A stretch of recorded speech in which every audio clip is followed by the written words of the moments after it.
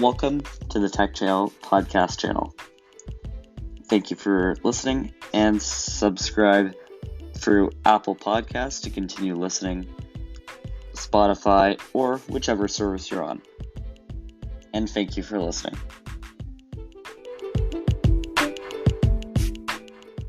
Generative AI. Generative AI is a very important solution, especially as we're going into the modern age of technology. For example, if we can automate workplaces and change the ways that we commute to every place we go, why not? There's so many different things that are going on right now in the tech sector and throughout, which are impacting the ways we would normally deal with situations. For example, we'll look at Windows Copilot today, which is a new solution Microsoft built of ChatGPT and Bing Chat, which you might have heard about in the news recently. But AI's actually been around for a lot of time.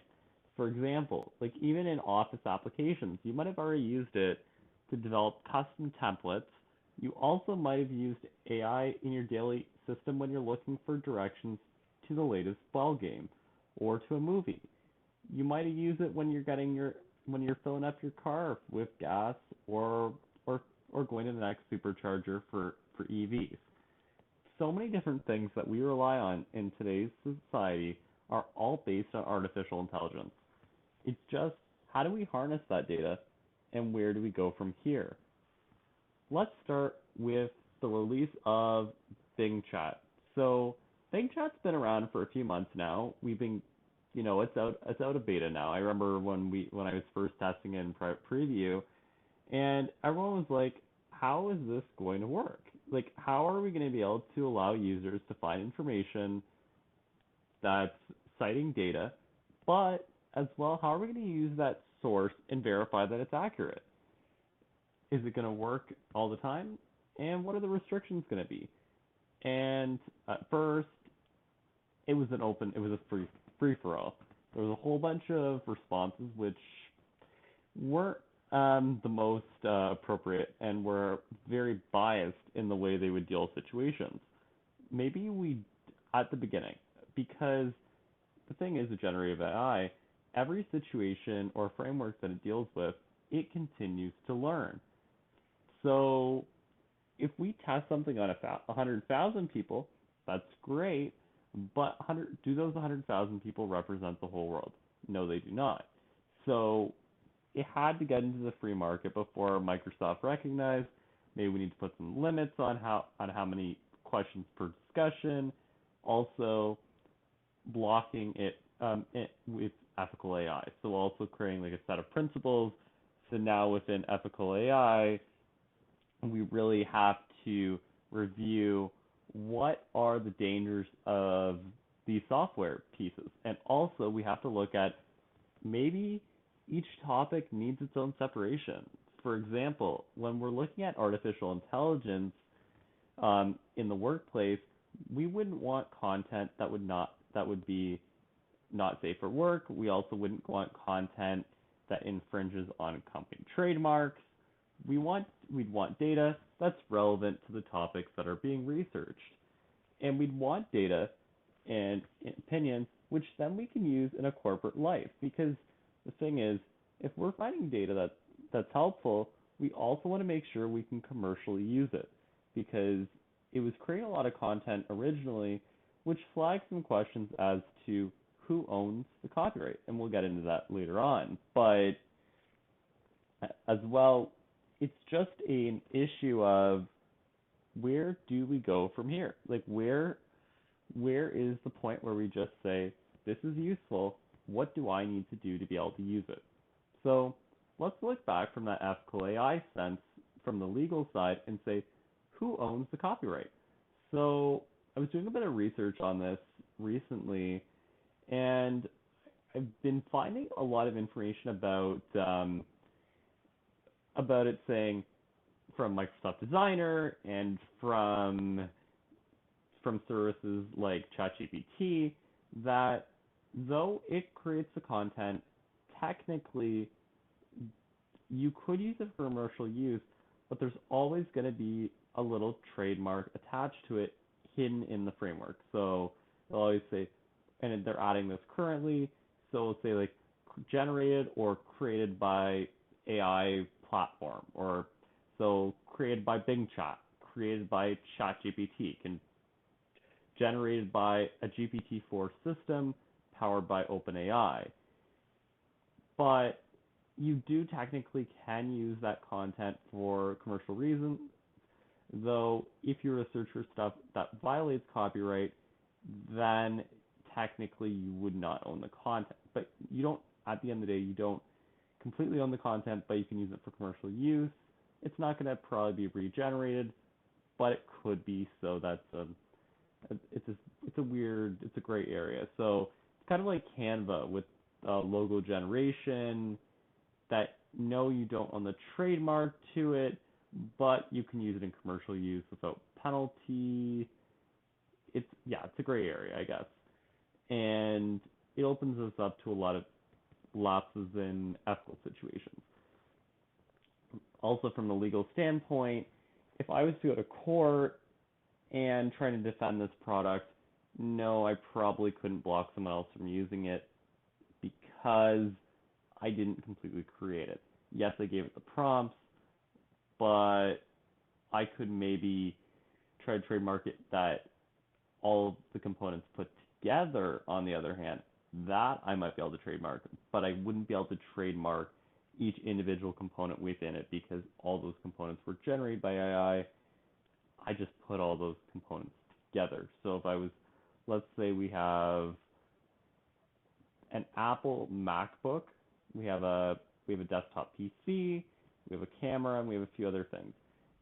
I can't trademark any one of those little things, but I might be able to trademark having, without the Apple MacBook, let's say I could trademark all the items put together in a photo, then I might be able to trademark it for commercial use. But I wouldn't be able to just publish a MacBook on its own and say, I own the MacBook. No, Apple owns the MacBook. And, or let's say I have PepsiCo logo and Coca-Cola and a few other logos. I can't say I own those logos. And in fact, with that kind of system, it's so obvious that I would not be able to trademark it together. But in general sense, if it's for common use or it's public domain, you can't trademark it. So and you know what, I'm fully for open source software. I'm just saying that from that sense that you really have to be careful about what you're going to use all that data for. So that's a weird situation to look at, but what options do we have? Seriously, what options do we have to go through that data? Next, let's look back at the corporate sense of using it, because in the workplace, I also might want to share content with my coworkers. So how do we determine what AI is good enough to be used personally? And I think that's like in the workplace. Like I think that each company probably has to set a standard for what they find is responsible. Like I remember reading that a whole bunch of employees at Amazon and Google and a few other companies have all banned ChatGPT because their employees were actually using it for source code. So one of the cool things with AI, with generative AI, GPT-3 and GPT-4, is it can actually, and GitHub Copilot, is it can actually generate code based on the things that you send it.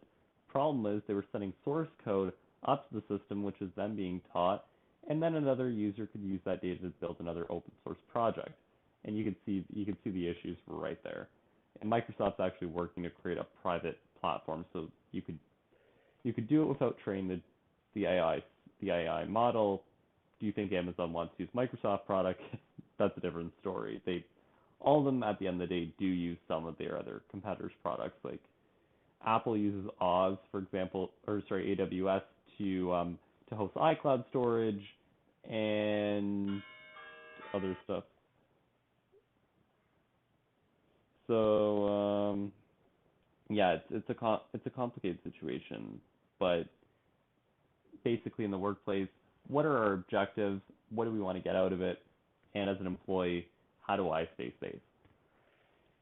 I think as well, there's a bit of common sense into it that you're not going to publish your company data through it. At least I'd hope so. And as well, they're also creating ethical AI systems to block the publishing of content that would be not the most appropriate or might be biased in some senses. Other than that, we can also look at it from an educational standpoint. So just to give you a heads up, I'm a Microsoft partner. I partner with a few different tech organizations. So I can say that there's some things that I can't say, but overall, AI is constantly changing. And they're always looking, like in education, you're always one to look at where do we go next. Like I know a lot of schools right now are struggling to find out when can I use AI, when's it appropriate, when's it not, what issues will come of it. All these questions are being asked. So I know like some school boards, I was reading an article recently, and I think it was Washington Post, where there was data about schools are just, instead of using the platforms, they're just disabling them. They're just simply disabling the platform because they don't know how to monitor it. And I think that's an issue, because if a school board doesn't want to use it, you're making your students fall behind, because many other groups, many other countries will be using it. Like even in Canada, we have a lot of school boards that have said we'll allow for some things maybe, and others are just disabling right out, which is not a good thing. As well, we also can look at how is AI going to be tracked, like through Microsoft products. Maybe you could track that data through an internal tracker, through Google, maybe with Google Workspace. Maybe Google could put out a software that's going to support tracking what's AI generated, what's not.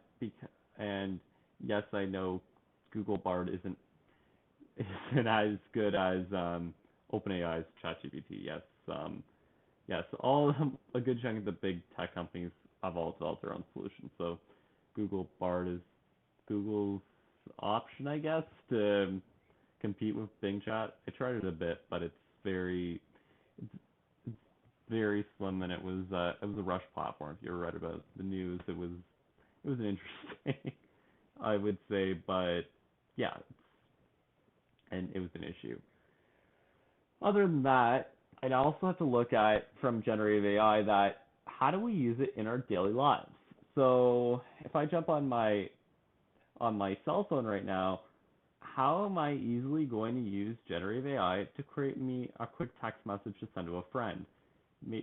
Maybe I'm talking about, like today I was reaching out to friends of mine. I asked them some feedback, asked them what I should bring back in this podcast.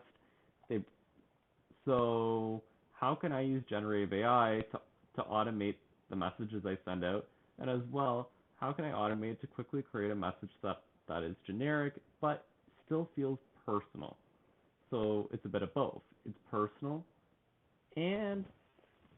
but I don't have to generate a custom message for every single individual, but they still feel included, because that is a crazy thing. So I went on Bing Chat. And I tried it out. I hesitated this time and just customized a few personally. Others I sent out through Bing Chat. So they were quite similar, I have to admit. But yeah, like it's, how do we use it as well in our daily days? So like if I'm making a press release, for example, for an organization, like let's say I was saying some decision for a press release, what do I need to do in order to use generative AI to do it? So if I can reduce 20 hours a week out of my schedule, and it does a just as good job, if not better job than I would, or me paying a marketing agency, why would I do it myself? Like if it can, like I found crazy examples that it could even do, like let's say I give it a topic like AI in the home, generative AI, and then talking about what do I need to do, talking about where do I go from here, and what did I need to change in order to fix that solution. So let's say I'm working with AI at home and I'm looking for a topic for an Instagram post. Maybe I'll put in like, let's generate me a photo. That's also another OpenAI product called DALL-E 2. So it can generate photos based on description, and now it will work hand in hand with ChatGPT. So that's a cool thing. And as well, a lot of integrations go into place too. So I can easily go in on my devices and I can go from there. So that's a little bit of that solution, but we also said we'd be talking about Microsoft Copilot. So let's get into that. Microsoft Copilot is going to be integrated into Windows 11 later this year. It just went into the Dev Channel Windows Insider. That's a public preview testing for early adopters of Windows, and in that platform, it's a great way to test the latest software. They've got one for Office, Teams, and other Microsoft products. And no, this is not sponsored. This is just as a framework, so you can kind of understand the product in length. So with Microsoft Copilot, I can jump in on one of my preview devices, and it'll be available in Windows 11 later this year. I can go in, and then I can type basic things that I want Windows to change. It's essentially Bing Chat thrown into Windows as a side application. Basically a mini app, but it can do some stuff with your physical PC too. So maybe you want to say shut down my computer or change my brightness, but it's still in preview, so there are a lot of things that don't currently work, and it's a work in progress. But same thing as Bing Chat, I can go in, I can type a topic, I can get to generate. I can also go in and create an article that is interesting to me, and from there, then I can view that information that I'd be discussing. So that's a great way to start. So let's actually open Bing Chat just for a second, just to give you an example of what you can do. So I'll open up the sample conversation, and let's try that out. So before we do that, I'm just going to take a quick break, and we'll be back soon. Okay.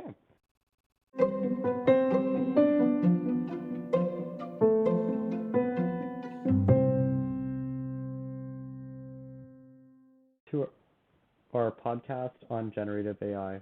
Hope this helps. Keep listening to find out more. Thanks.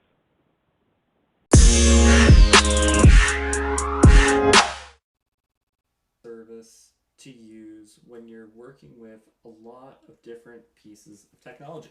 So Copilot and Bing Chat will always be here to help you out. So if I was to go in, let's try it out on my side. We can launch it either in Edge, or we can launch it on Bing, or we can launch it from the new Copilot system.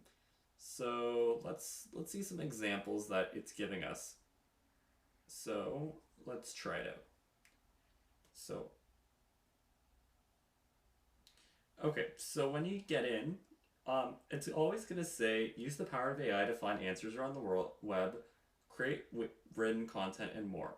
And it'll give you some 3 options, such as what's the latest and new in tech, and it's also going to let you choose a conversation style. So if you can select more creative. So if you want like pictures, you want content creation, you got more creative. It's not as accurate, but it's more creative, so it gives you more options that way. If you want a more balanced option, so that's like the middle between creative and informative at the same time, you can ask it to do for some advice.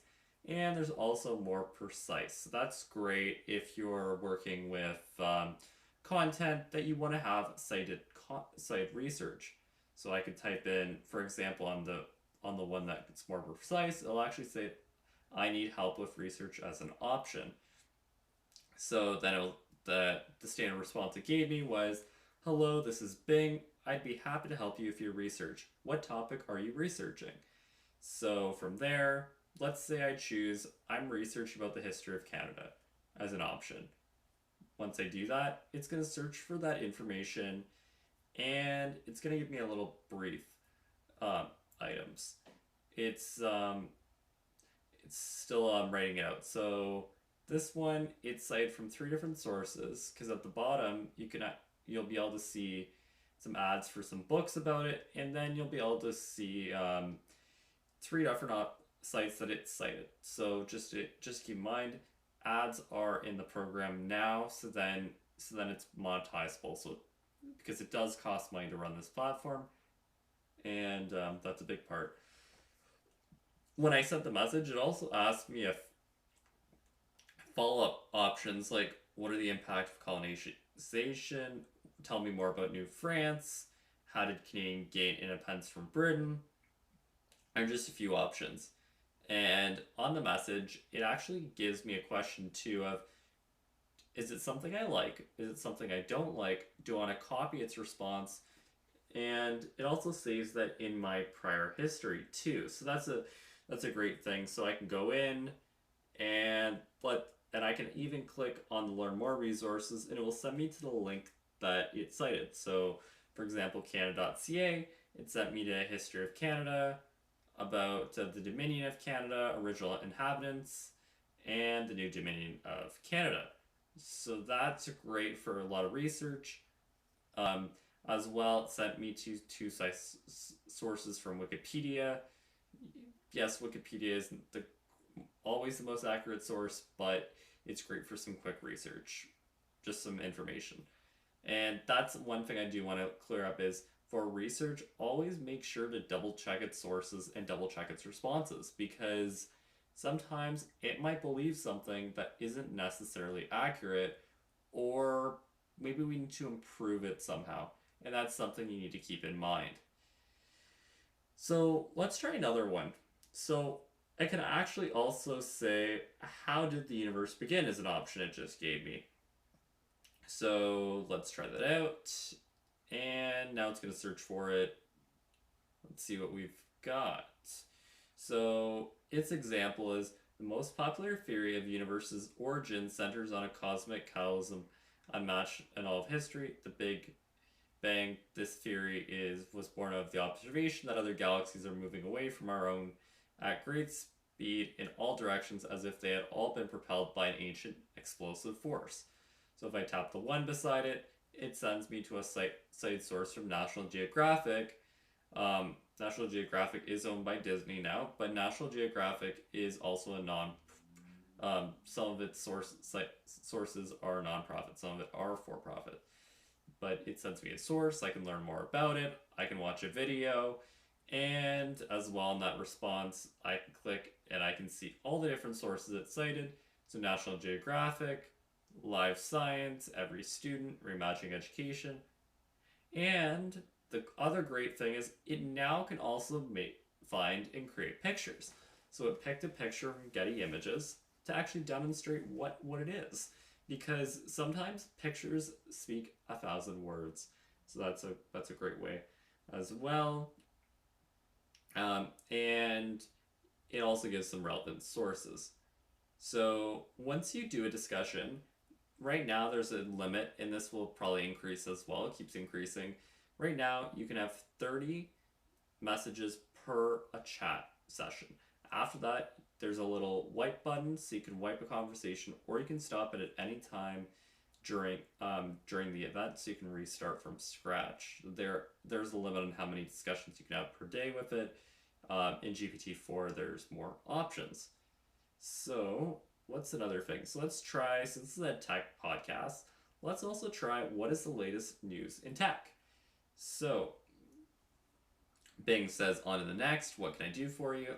And now it's giving some information from local sources. So, and from its Microsoft Start partners. So Microsoft also has partners that it uses for research and ad data. So let's see some of the data it's done. So at this time, Rogers increased its connection fee to $60. Apple retail workers are preparing um, for an iPhone upgrade for their point of sale systems for iPhone XS all the way to 14S.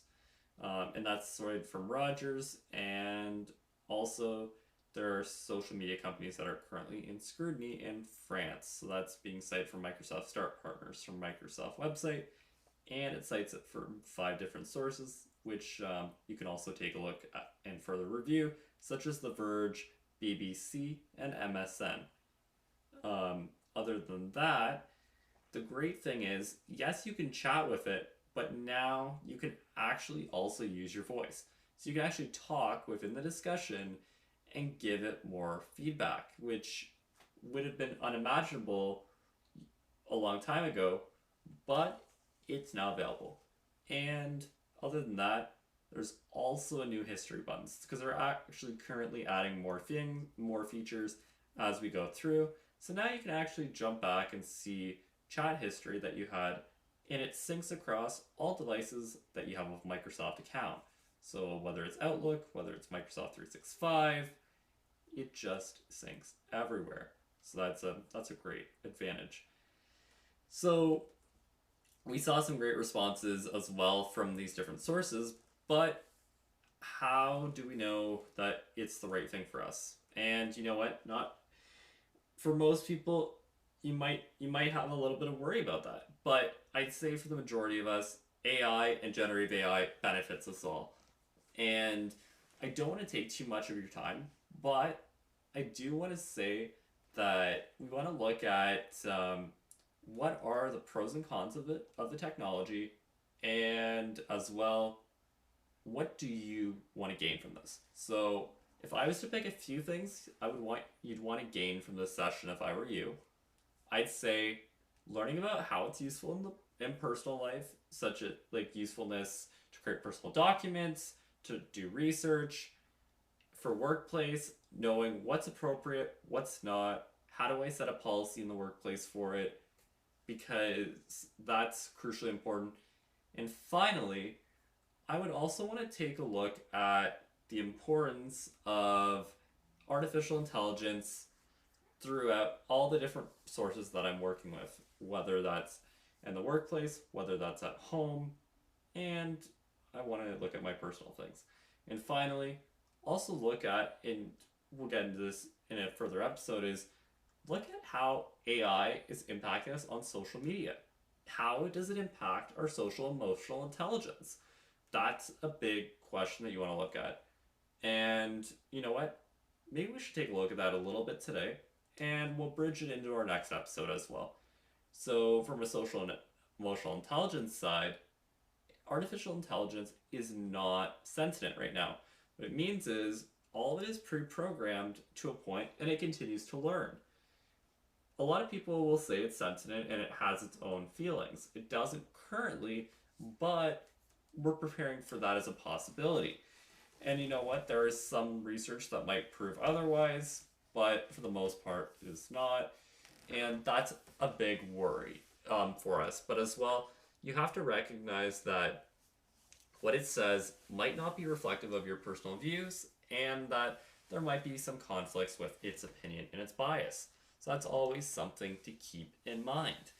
That's a great way to look at it. Like, I think that if you're not emotionally intelligent, like if you're not using your emotional intelligence, and as well, if you're not peering into what's important to you, then that's something you need to take a look at. I'd be worried as an individual if I was not using a second thought. Like, that's the big thing with generative AI, as we were talking about before, is really look at what are your personal values, what are your personal opinions, and where do we go from here? So that's a little bit of cliffhanger on what we want to say from that.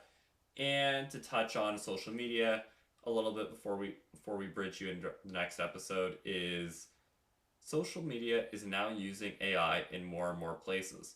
So Meta, which is the parent company of Facebook, and Snapchat are also using AI, such as AI chatbots and AI tools, to make it easier to send messages to businesses and make it easier to create content for content creators. So that's something we'll have to look at in a future episode. We won't look at it today, but let's look at it in the future. So that's that. I think that summarizes what I want to get through in generative AI, and I hope that gives you a little bit of a brief introduction to what's going on with the latest tech news. So yeah, stay connected, and we'll talk to you soon. Thanks.